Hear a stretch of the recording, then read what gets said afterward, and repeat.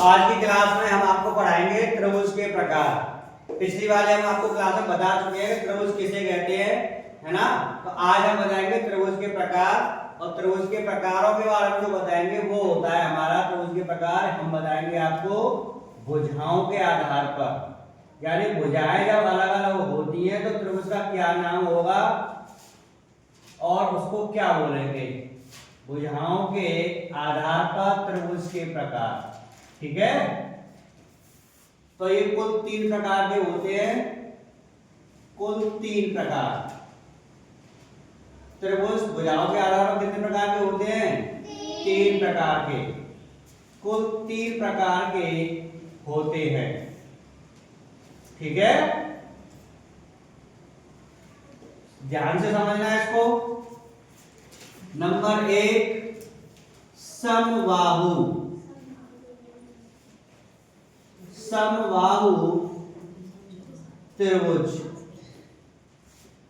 समबाहु देखो, इधर देखो, सम से मतलब है समान, यानी सम से मतलब है सभी, बाहु से मतलब है भुजा, यानी समबाहु सभी भुजा समान हो। ये वाली भुजा, ये वाली भुजा और ये वाली भुजा, यानी अगर हम इसका नाम दें तो ए बी सी, यानी ए बी भुजा यानी बराबर बी सी के, और बी सी बराबर होनी चाहिए ए सी के। अगर ये तीनों भुजा, ये वाली इसके बराबर और इसके बराबर ये वाली भुजा, अगर ये तीनों भुजाएं बराबर होंगी तो हमारे त्रिभुज का क्या नाम होगा? समबाहु त्रिभुज। जब तीनों भुजा बराबर होंगी तो क्या नाम होगा? समबाहु त्रिभुज। अब दूसरे प्रकार की बात करें, दूसरा प्रकार आता है समद्विबाहु। समद्विबाहु, समद्विबाहु त्रिभुज। ये क्या होता है समद्विबाहु त्रिभुज? तो इसको देखते हैं, तो इसका समद्वय यानी दो भुजा समान।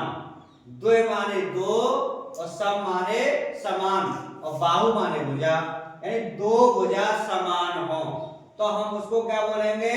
समद्विबाहु। और वो त्रिभुज होगा तो समद्विबाहु त्रिभुज। इसकी अब इसका चित्र कैसे बनेगा? बनाना चाहे तो इसकी दो भुजा बराबर होनी चाहिए। कितनी भुजा बराबर होनी चाहिए? दो। और देखो ये वाली भुजा है, ये वाली भुजा और ये वाली भुजा दोनों बराबर है। इसका नाम दे दें ए बी सी। तो देखो यहां और शर्त रखी तो ए बी, यानी ये वाली भुजा ए बी किसके बराबर है? बी सी के। और ये भुजा अलग होगी जो बराबर नहीं है किसके? ए सी के। तो ये हमारी शर्त है। इस तरह की शर्त होगी, यानी कोई सी दो भुजा समान होंगी तो हम उसको बोलेंगे समद्विबाहु त्रिभुज, ठीक है। अब बात करते हैं तीसरे नंबर की। तीसरा हमारा प्रकार आता है विषमबाहु त्रिभुज। विषमबाहु त्रिभुज ये क्या होता है? तो नाम से पता चल रहा है विषमबाहु, यानी सारी भुजाएं अलग अलग हों, सारी भुजाएं अलग अलग हों तो हम उसको बोलेंगे विषमबाहु त्रिभुज। देखो हम अगर शुरू से बात करें तो समबाहु सभी भुजा समान, विषमद्विबाहु दो भुजा समान, विषमबाहु एक भी भुजा समान नहीं, यानी छोटी बड़ी, एक जे है गई, एक जे है गई, एक जे है गई, कुछ इस तरह से। तो देखो ये किसी के बराबर नहीं है, नाम दे दें इसको तो ए बी सी, और इसका नाम होगा भुजाओं का ए बी बराबर नहीं है बी सी के, और बी सी बराबर नहीं है ए सी के, यानी यहाँ तीनों भुजाएं बराबर नहीं है और यहाँ पर ये तीनों भुजाएं बराबर हैं तो इसको समबाहु त्रिभुज। दो भुजा बराबर है समद्विबाहु त्रिभुज।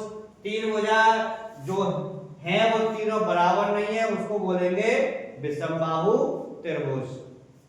तो इस तरह से हम त्रिभुज के प्रकार भुजाओं के आधार पर 3 प्रकार के होते हैं कुल, और इस तरह से हम उनका अलग अलग विभाजन कर सकते हैं। ठीक है, नोट कर लो।